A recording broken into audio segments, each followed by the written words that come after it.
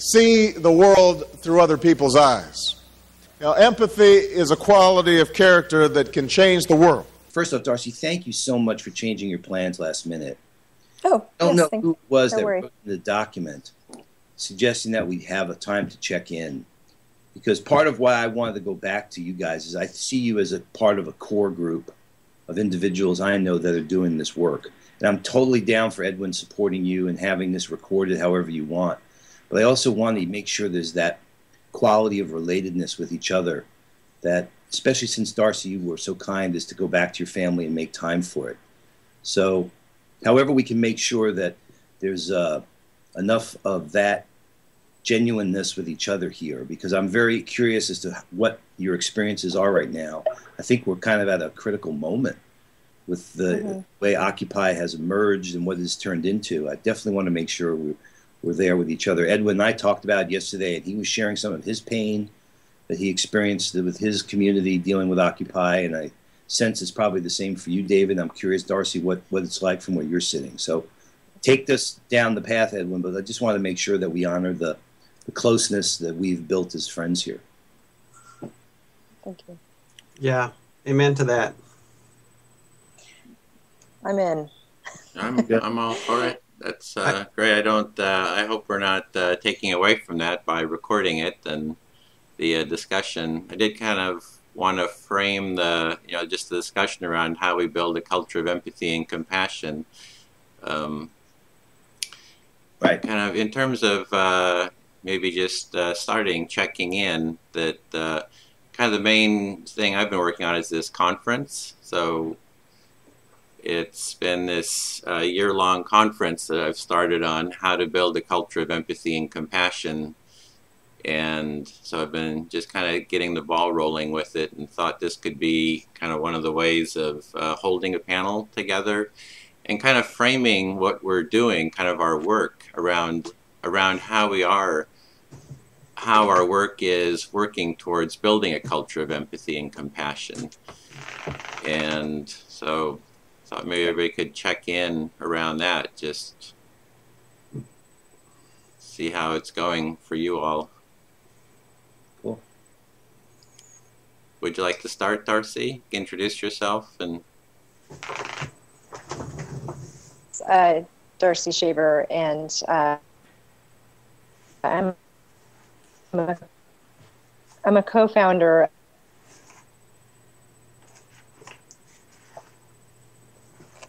Not working. yeah, it's not working.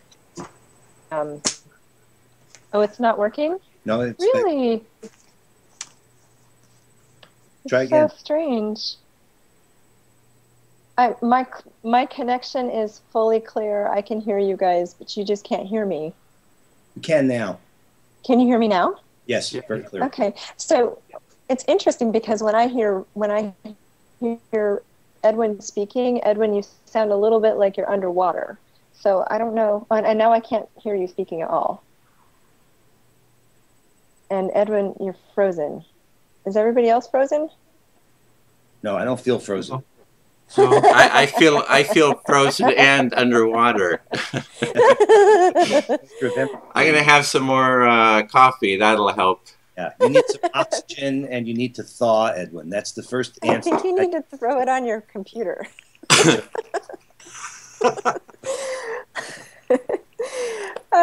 So, yeah, I'm a little frozen now because every time I go to talk about myself, something happens. So Don't talk about yourself. I'm not going to talk about myself. That must anymore. be the problem. I'm just going to talk about what we're doing. I'm so not what this is about. Well, what we're doing is we are very, very close to bringing an empathic action proposal to the Occupy movement in the way that it needs to be brought. We're still kind of figuring that out at the moment. We're noticing that there's confusion around it. You know, that when we bring the idea to people, they like it, but there's like a basic unknowing about what empathy is. And there's sometimes a distrust over what empathy is and whether or not it's right for any given situation. And my experience in that is that that's a really, really normal response, and that most people don't really fully grasp where empathy can take them until they have experienced it themselves. Experienced someone giving them lots of empathy. And so until there's that experiential learning, there's resistance. And so one of the things that I've really taken in over the last couple of months is the idea that there is resistance to empathy and compassion. And just there's a big curiosity in me now over why that is and how to help people feel more comfortable with the idea of being heard and hearing one another. So that's kind of where I'm at the moment. There's much, much more to talk about in terms of the supportive regional lists that we are working to create that will help list providers and enthusiasts in the realms of mindfulness training, nonviolent communication training, which would involve, active listening and concrete request making, and life-affirming strategy creation, as well as restorative practices.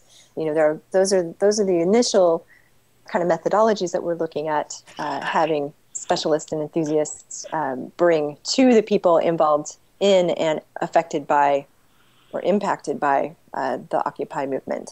So that's a little bit about where we are. And yeah, any questions? Yeah, I have a lot of questions. I'm very curious. Okay. What? Okay, so maybe we could go around. Would you mind if we went around first, so we just introduced everyone? Okay. Jon, maybe since you're on my screen here, you're the next in line. Okay, so I'm Jon Ramer, a compassionista, somebody who's trying to sort out a huge mess over here. And I've been inspired by the occupation movement and what Occupy offers. And then also, as you would expect, we've got to see the shadow side of Occupy and all the challenges that happen when people start out thinking they're unified and try to figure out how they're going to work together. I'm been humbled by and reminded many times in ways of the wisdom of Cosmic Lady, who says that planet Earth is the place that the souls of the slow learners are sent. And this has served me well as a way of coping with the challenges that we face as people all over are trying to rise up in a way that's meaningful and learn from each other to create a culture of empathy and compassion. I think that those are high-minded ideals to some people, and they need to be practically experienced. I know that this change starts from within. So for myself, I've been in a deep exploration to figure out who I need to be, how I need to relate to those around me to create that opportunity and the desire for a more empathic way of being with each other. So I'm very curious about, Darci, the idea of presenting to, quote, Occupy, because frankly here we've come to see that there is no one General Assembly. And in fact, we've been more effective by dispersing the power and having many General Assemblies here in town, because there are people who have genuine grievances. This whole topic of nonviolence has opened up a huge learning opportunity that I did not appreciate. There are many people who see nonviolence as, in effect, if you commit yourself to nonviolence, you're committing yourself to give up your right to self-defense. And we've organized here what we call now a series called a University of Views, which is originally called Diversity of Views. But then a wise indigenous teacher said diversity is divisive. So we renamed it a University of Views. And it started with kind of a riff off of the diversity of tactics, because of many of our friends who are anarchists, who are you're not committed to violence. I mean, that's the thing is if you say you're not committed to nonviolence, you're not saying you're committed to violence. And I've got a lesson here I've been going through, learning the subtleties between nonviolence with a hyphen, without an hyphen, anti-violence, civil resistance, armed resistance. So I'm going to shut up for now, but I want to say I think we're in the middle of a huge learning project about how do we come up with strategies for political and social change that can really be unifying and can actually move us beyond the culture we're in to move towards a culture of empathy and compassion. Wow. It's beautiful. May it be so. Thank you. Yeah. Yeah, maybe so. That's how I feel, Jon. My name's David Hazen, and I'm the Imagineer for Eugene City of Peace, and I've been associated with the Peace Alliance campaigning for U.S. Department of Peace. And we established the City of Peace here with the idea of simply creating conversation about things that matter and shepherding the process and letting the results take care of themselves. And I saw at the beginning of Occupy a communication problem with the polarity set up by the 99% versus the 1%. And I've been kind of watching and waiting that process. I got involved in mediation between the Occupy movement and the police in the city and the Occupy movement and the university. And we have locally here a mediation services with some very talented people.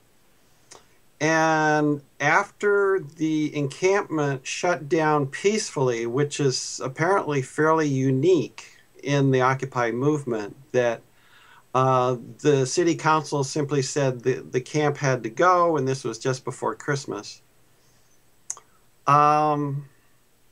But I should make this story short because I just, the details are lovely. But whatever happened was there was no riot police invasion of the camp. It shut down. Even the people who vowed to stay there and get arrested left peacefully. So this was quite a phenomenon. But what then happened was these anarchists that Jon was referring to, they're apparently everywhere. They're not. I thought they were just here in Eugene, Jon. There is now going on a very similar conversation here among the people who ascribe to nonviolence in a Gandhian sense, and the people who think of it in a very strategic sense, and all across the spectrum. So the opportunity came to start a nonviolence working group to try to figure that out, collect resources, and support the Occupy movement. And a subgroup of that, an affinity group that I wanted to create was, we called it the Sustainable Relationship Resource Group. And one of the people involved is a person who is very skilled in a open fishbowl listening process, which is an empathic process, and has been very powerful. And it has been introduced to a very small group at first, and then a larger group. And the plan is to keep making that group larger and larger, and creating the experiential learning that Darci was talking about, so that people get it by experiencing it and they don't have to think about it anymore. Right. It's a slow process, but it's growing, and I'm very hopeful about it. And I had to take a break from it because it was getting, it was taking up my whole life. The meetings, the emails, the circles themselves were just hours and hours of time. And I had to step back and finish my book. And I just want to plug my book. It's done. It's due for release. I'm going to be making announcements today by email and on Facebook. And this is about the evolutionary process of going from a culture of violence and domination to a culture of peace and cooperation, which is the same as this culture of empathy that you're talking about, Edwin. And what I'm finding is that small circles of people gathered together in a room are the best, most fertile ground for the creation of a culture of empathy. And so I'm trying to find a way of furthering that process along, moving it along, so that we make it go viral, and create a mentoring process, so that we aren't dependent upon experts who've had years of training, but a process where this can be spread. And I think the most powerful thing that can happen is when you get these small groups then together in a large room together, and they experience hundreds of people around them who've had this experience in common, and then can feel this bond without a lot of talk or without a lot of intellectualizing around it. That it's just like they have this presence that they give to each other as a gift, basically. It gets very exciting then. It gets very attractive, and people want to sing and dance. So that's my hope, and that's what my excitement is about right now, is to move that along and create the zest. Part of my fear is that there needs to be a grieving process involved when we acknowledge the damage that's been done, and get to a point of being able to let that go. Because I find that that's one of the biggest barriers in the way. There's all that anger, all of that held-on grief about the injustices that are still present, but a long history, generations of history of abuse of power. Yeah, David, when it's okay if I. Yeah, sure. It's just open forum now. So I sent you guys a couple of links. One of the most profound teachers that I've encountered over the last number of years in the community is a authentic Navajo medicine woman named Patricia Ann Davis. There's a whole world, if you get into the indigenous world, many of the Native Americans were put into Christian boarding schools.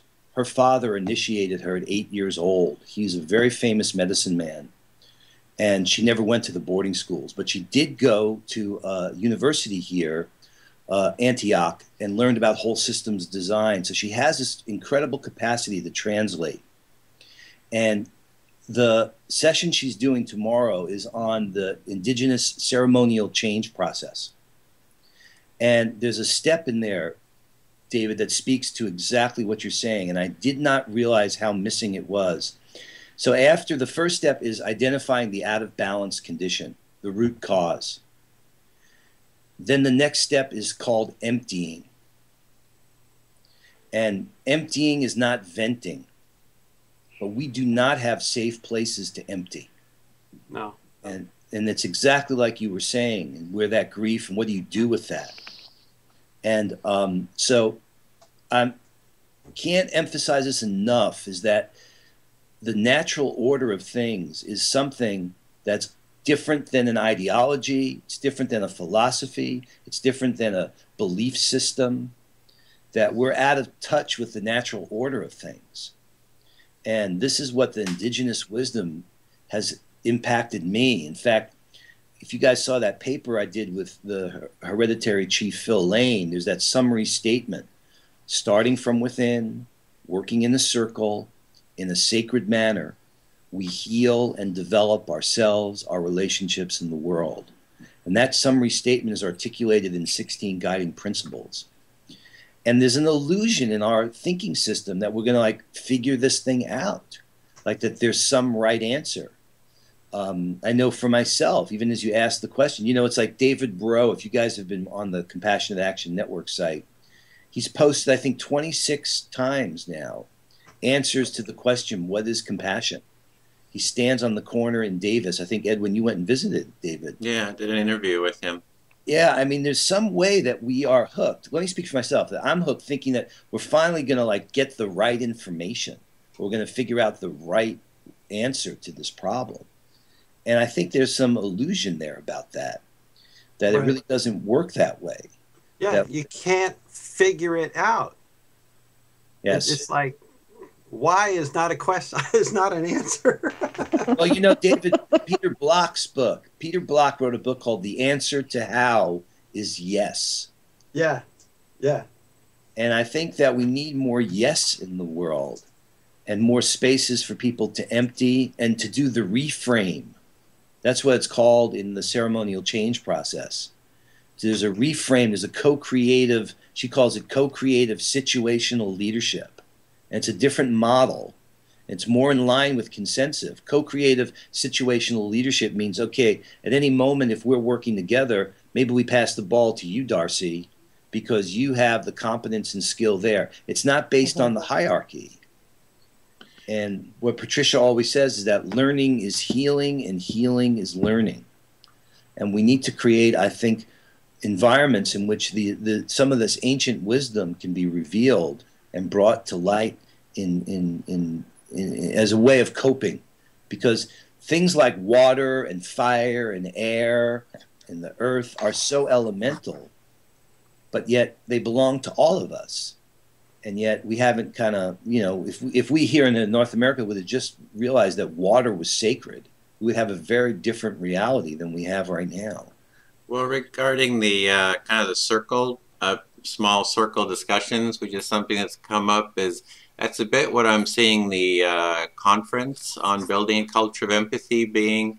It's kind of like small group discussions like this, maybe 5 people, and just starting to address the question is, how do we build a culture of empathy and compassion? It's like, what can we do to do that, and kind of explore it and just start talking about it and kind of frame the discussion, the larger discussion around that. So I don't know how that resonates, because everybody has their different values that are important to them. But you talked about kind of the emptying. I think there's a part of emptying, but when you're emptying is you want to be seen by someone, right? It's not like we just go out and empty ourselves, but it's like actually being seen by someone else, which is kind of that empathic mirroring kind of process. And Right. There's something about it to be seen at a deeper level that has, and something about, someone mentioned healing. It's like, well, for me, what is healing? It is that being seen and that kind of that connection with people, with others. So Yes. I'm even just wondering what you even think or feel about this whole notion of building a culture of empathy and compassion, because you say that you're saying that there's like no, you can't think your way into it or you figure it out, but we do need vocabulary. We do need ways to be expressing what we're talking about, and sometimes you have to like create a language to be able to express what it is we're feeling, and maybe the part about thinking about things is that the thought serves the connection, right? It's like sometimes people, thought and intellect kind of serve judgment. I judge you, you're an idiot, and here's my thoughts about why that's true, right? So those are just a couple things that are coming to me. I would say the language, the vocabulary is in the process of being developed in many, many, many different ways. And it's after the fact, after the experience. And I see it coming up in many different forms right now. Somebody here just published a set of like cards for group facilitation, and each one expresses a certain kind of ideal, like letting go, to stimulate conversation. Well, David, Edwin, Darci, I don't know, Darci, you still there? Oh, I'm still here. I'm just fascinated. Okay. I'm listening deeply. Okay, take a look at the event that I sent you the link to. It's called Pure Democracy, Peacemaking Using an Indigenous Process. And what Patricia did there is apply these 5 steps to the specific issues that Occupy are dealing with. So the first step she calls problem identification, right, which is naming the out of balance condition. And here she named it. In this case, it's fraud and corruption in leaders in the government and corporations. But the core issue that you got to get to what's the core. She says the root cause that maintains the out of balance condition. That's what the core issue is. And she named it here as addiction to greed, never enough and never satisfied. Now look at the second step. I mean, there's all language here, Edwin, that speaks right to what you're saying. Are the obstacles. This is, and she says, emptying is correcting the obstacles to internal change that maintain the root cause of destructive and death-producing choices. And we're saying, she says, that that's all that we really have. We're either going to make life-affirming choices or death-producing choices. So here she names the obstacles here as recruiting each generation of youth to participate in their own demise by using their 5 senses as a weapon against themselves and others, by perpetuating social engineering and conditioning to win-lose, which is no-win decisions. See, she's claiming that we're stuck in a thinking system, that we don't even see it, and it's all based on win-lose. And that's just the application of step 2, which are the obstacles. Then step 3 moves into this reframe, this realistic ideal of reframing win-lose, which equals no-win decisions, into win-win decisions for constructive and life-affirming choices. Affirming power within to have power with others eliminates the need for power over. And I'd recommend to you, Edwin, that this is some of the insight into how to create a culture of empathy, is to get people capable of reframing and coming to understand that we're in a worldview that is win-lose, that it's so prevalent that we don't see the opportunity to transcend that. So if you look through this, then she lays out the co-creative resolution, you know, how you manifest that win-win co-creative solution. She said to me, we're talking about nonviolence. She says, defending the truth is different than protecting the truth. It's so subtle.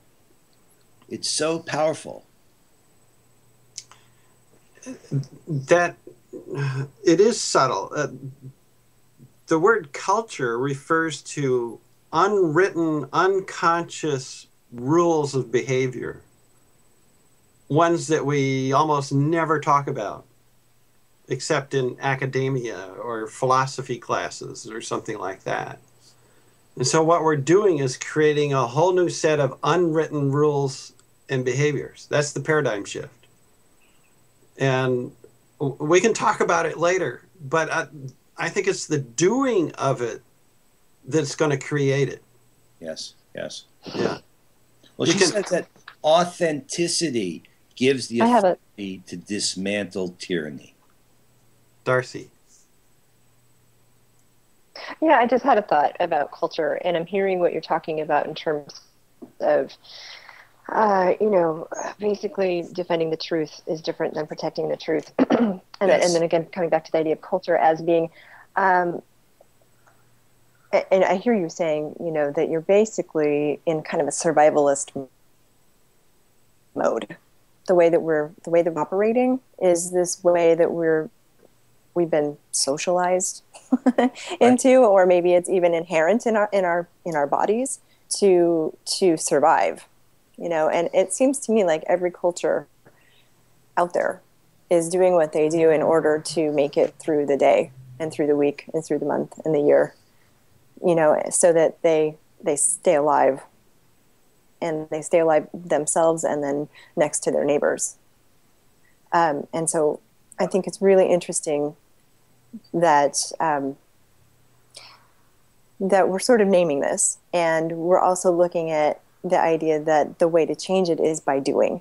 And it brings me back to the idea of those small groups of people, 5 people sitting in a room talking about things, and then you bring those people together in larger groups, and it seems to illustrate a path towards doing. and kind of like a path of getting to yes.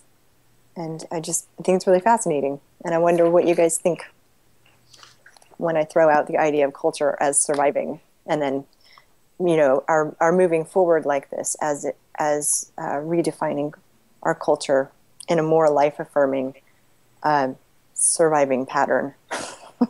Well, when you say culture as surviving, it feels kind of like fear, kind of a fear.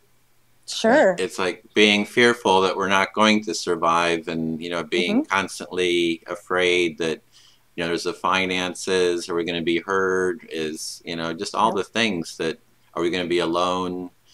You know, are we going to suffer by ourselves? Is our government really going to help us? Yeah. Are they really looking out for our needs? You know, are they really hearing our voices and moving our choices through, or are we really getting squashed, you know, by some sort of political control that we're not really fully aware of, you know? Or is it that we're not speaking up enough? Are we being complacent? Are we stopping? Are we not voting, you know, or, you know, what is it? I think at the deepest level, culture is built on a concept of who we are. What's the answer to the question, who am I? You know, as a human being at my core, what am I? And there's so many answers to that question, but I think they all revolve around our essential aliveness as this sort of wonderful, awesome thing that not only do I have it, but you have it, and everybody has it, and so there's this common bond among us. And if we get back to that definition of who we are as a human being, then we can move out and move forward into greater levels of cooperation and empathy. You know, I just interviewed Marco Iacoboni, who is a neuroscience researcher, and I asked him, well, what can we do to build a culture of empathy? And he says the number one thing for him was to get the word out about mirror neurons. And it was because mirror neurons it's showing that we actually are connected. You know, it's that story of that for hundreds of years we've been told we're kind of individual, you know, autonomous kind of beings going for our own, you know, our own well-being, for our selfish well-being, and that mirror neurons actually shows that we are, as we're sitting here and watching each other, that you know, the you know, your emotions are playing themselves out inside of me. So it's kind of like we do have like this shared reality, this shared experience. And so it's like it's science kind of giving saying that we are connected, you know, and showing the mechanism by which we are connected. Well, that's interesting too. Oh, go ahead.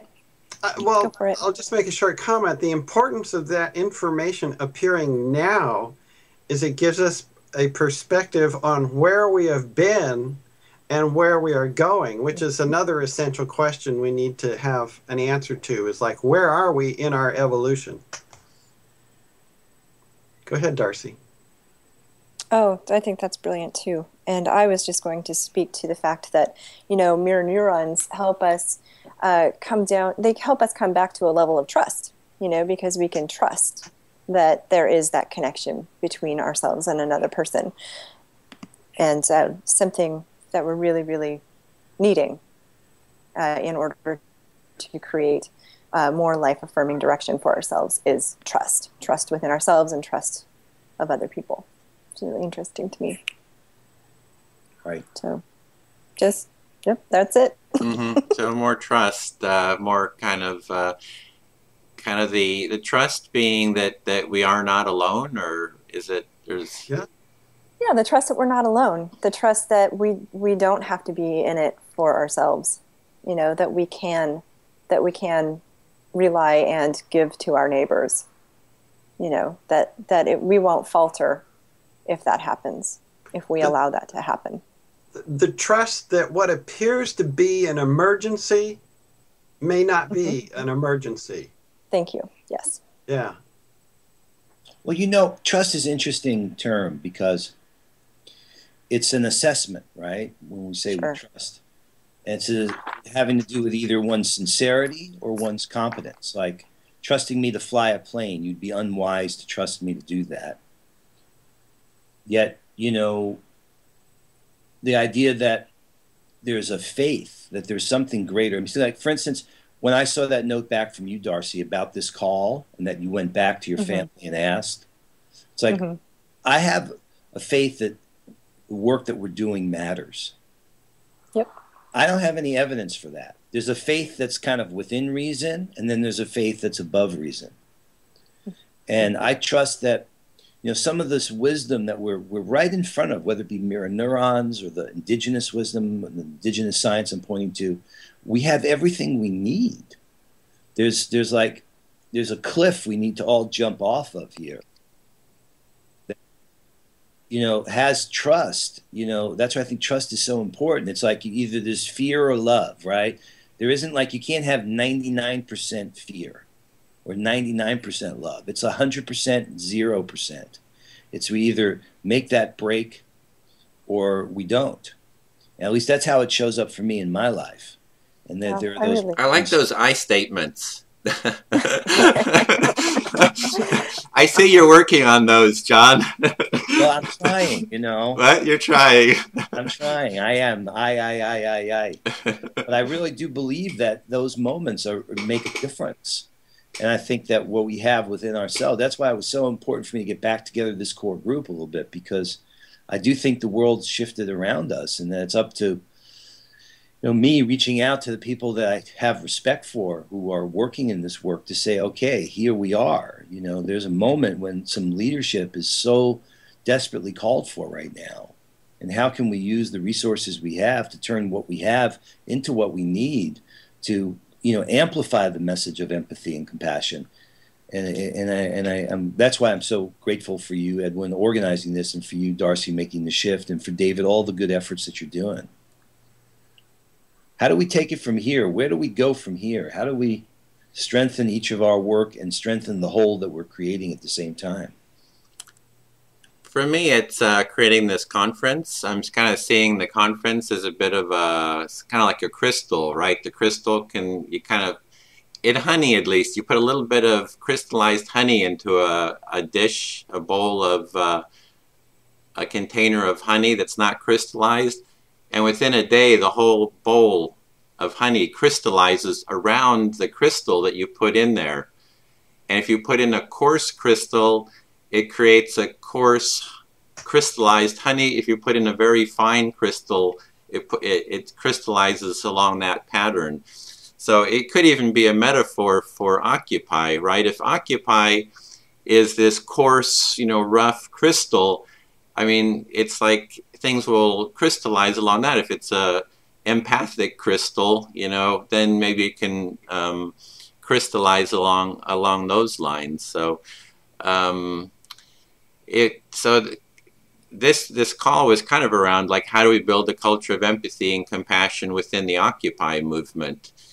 And you know, we had put up we'd set up an empathy tent at the Berkeley Occupy here, and we invited you know, people to come and just be heard. So we did empathic listening.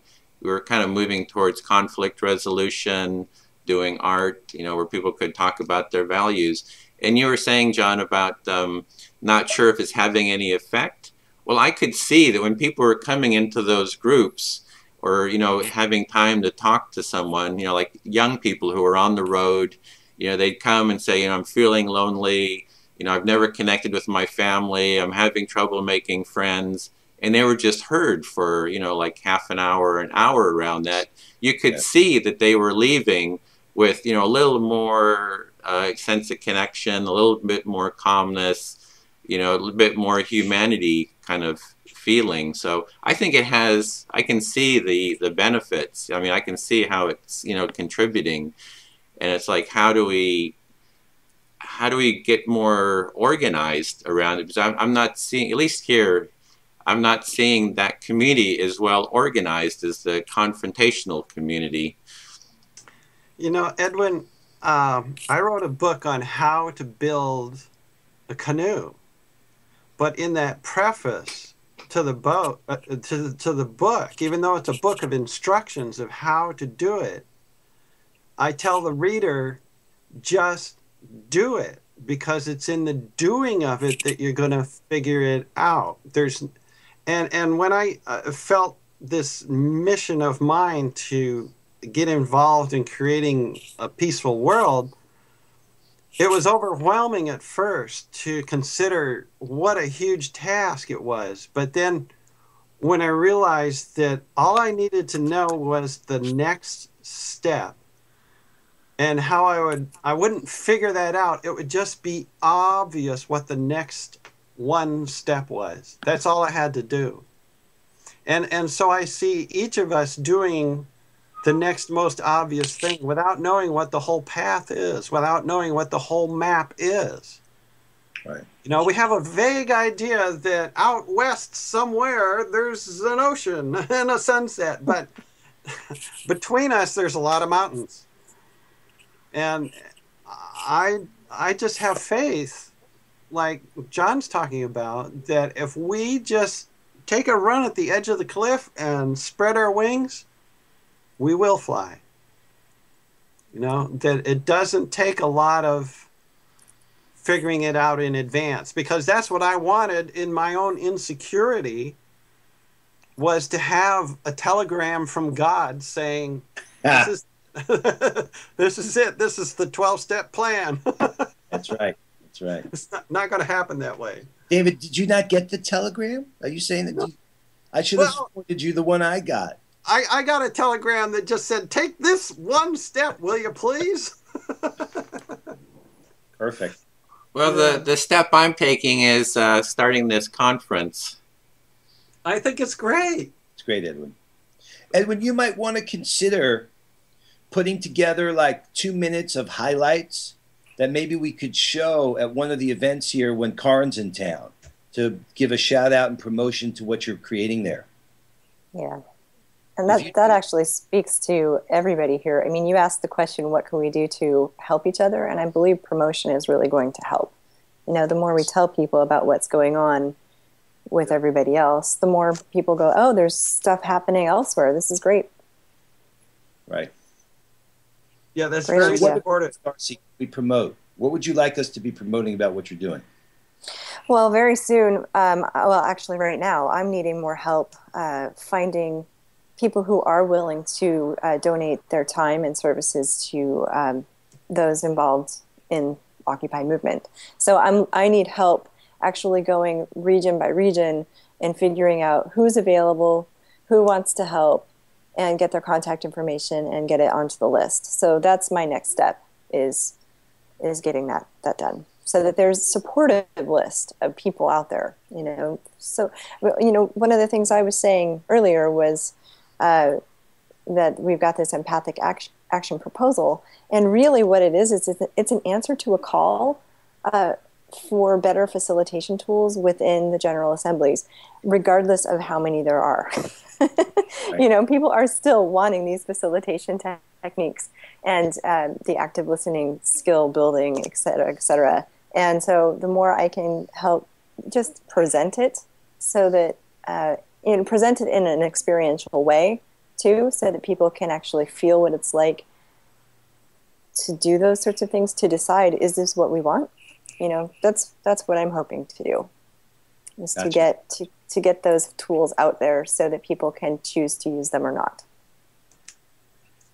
Well, Darci, I put in a link as well to the Occupy Seattle Nonviolent group. It's a pretty active group there, hardcore committed folks, and we've been working through facilitation methods based upon the document that came out of the Madrid document. And you know, collective thinking has been, I think, a very powerful concept, where you know, you no longer are coming to a conversation waiting for your chance to promote the idea you brought, but you're actively coming to give up the idea to create something new with others.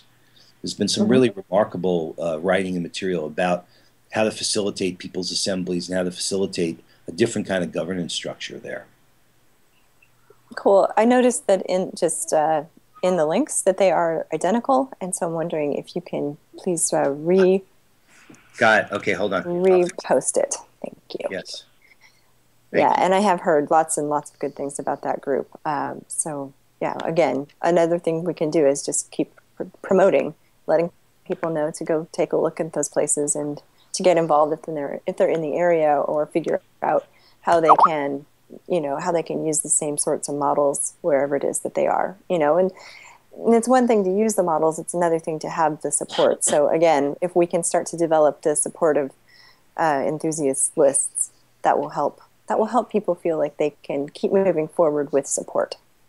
Got it. Yeah. Oh, something I want to just mention at the very end here is that one of the things that we're really hoping for one of the things we're hoping for to have from the enthusiasts is the ability to go into these places as learners and not as teachers. More as a learner going into the situation to ask the questions of, what's working here, what's not working well here, and what is it that you would dream to see happening here. So as they're moving forward, starting to understand more about the culture that they're creating, they can use those 3 questions as kind of as a path. Got it. Very good. Yeah. Very good. Cool. Well, Edwin, I want to honor, I said to Darci, because she was so willing to convene earlier and with Valentine's Day in Holland and her family there, that we stick to an hour. So how do we wrap this up in a good, powerful, responsible way? How about we summarize what we feel are some points for building a culture of empathy and compassion? Like, what's our summary, kind of our takeaway from this? Well, for me, it comes down to how we treat each other, like right here, this little core group. So now I know David's got his book, and we want to help promote that. You've got this conference that you're doing. And Darci, you're embedded right in the middle of Occupy, looking at a global perspective to get regional engagement that's happening and become more aware of it. Those are all 3 things I can practically support. And I think that it's how we treat each other that'll kind of, like you said in that crystal that you talked about, Edwin, are we going to drop in a coarse crystal, or are we going to drop in a refined, loving crystal to affirm these life-affirming choices and to create a different way of being? So I'm down for that. I'm willing to jump off that cliff with you, David, and Edwin and Darci. Cool. Well, I like what David was saying. I mean, that resonated with me as small group discussions. Because I think that discussions, 4 or 5 people, and there's a process for doing that called World Cafe that's kind of built around that. I think is a really where everybody gets a chance to be heard in the discussion. And I think that, and it's, for example, like a discussion like this can, I think, be very productive. Yes, I concur. We're small group addicts here in Seattle. Everything is done. In fact, Conversation Cafe and World Cafe and Compassionate Listening are all rooted in the importance of those small circles. So I totally concur. Super cool. My experience has been that a open fishbowl has a lot of the feel of a small group, because the person speaking in the speaker's chair is often speaking for many people in the audience. And so that's kind of the direction I want to try to take things, because I feel this urgency about creating a rapid expansion of this empathic, intuitive way of being with each other. And I'm just waiting for the day when this technology we're using right now expands to where we have 100 or 1,000 people on screen. Right. And they are all participating empathically over the internet. And that would be something. Cool. Okay. I was going to say, looks like Darci has the final word. It's me. Hi. Yeah. So, I'm just going to go ahead and actually wrap up with where I am with actually, because the thing that you're saying really resonates with me. I really do agree that going forward in small groups is a really interesting and fun way to start. But mostly, I'm just noticing in myself, like the sense of ease and sort of a relief. Like, okay, it's really great to reconnect with you and to hear there's sort of kind of an underlying joy that we're all getting, even though this is a really rough road. Even though sometimes we really don't know what the next step is going to be, and we're kind of half stepping into it. I still feel joy, and I just want to say thank you so much for being here and for connecting the way that we are. So thank you. Beautiful. Awesome. Can we reconnect in 2 weeks at this time? See the world through other people's eyes. Empathy is a quality of character that can change the world.